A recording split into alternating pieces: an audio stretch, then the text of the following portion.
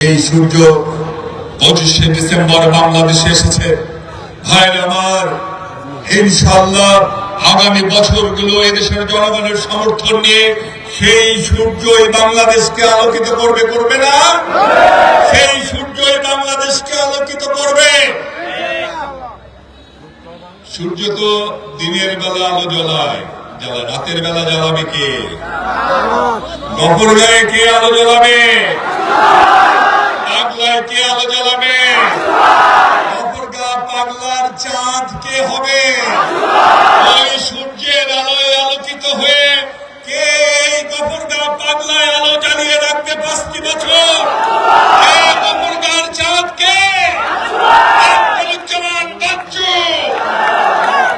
তারেক রহমানের আলো নিয়ে এসে আলোকিত করবেন এই গফরগাঁ, এই পাগলা। ইনশাআল্লাহ স্লোগানটা আবার দেন তো, নিজের ভাই, নিজের ভাই, নিজের ভাই, নিজের ভাই, নিজের ভাই, নিজের ভাই, নিজের ভাই। আর ভোট এমপি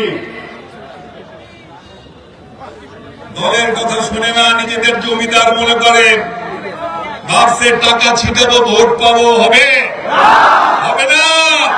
গফরগাঁর ভোটাররা বিক্রি হবে না।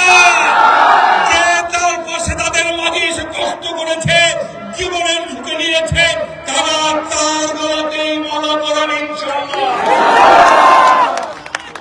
বাচ্চু যে বক্তৃতা দিয়েছে, যে কথা বলেছে, যা যা করতে চায়, আমি এর আগে বেশ কয়েকটি মিটিংয়ে গিয়েছি, বক্তার কণ্ঠে এমন কথা শুনি নাই।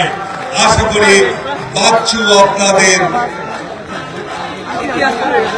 আশা করছি বাচ্চু তার প্রতিশ্রুতি থেকে সরে আসবে না।